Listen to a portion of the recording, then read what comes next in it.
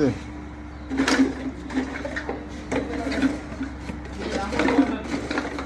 দোকানদার ভাই ওই কথা হয়নি। বিসমিল্লাহির রহমানির রহিম। আজকে 7ই রমজান। আজকে আমরা এই যে বিটল পোকা মাদারের জন্য আজকে আমরা টাপে দিতেছি, বোতলে দিতেছি। আপনারা দোয়া করবেন, ইনশাল্লাহ। আশা করি 10 দিন পরে আমরা এটা থেকে মা পাবো। মার জন্য আমরা এখন বোতলে দিতেছি। কেউ কাপে দেয়, কেউ বোতলে দেয়, এটা কোনো সমস্যা নেই। আপনারা দোয়া করবেন যেন আমাদের এই মাদারগুলো বিটলে পরিণত হয়।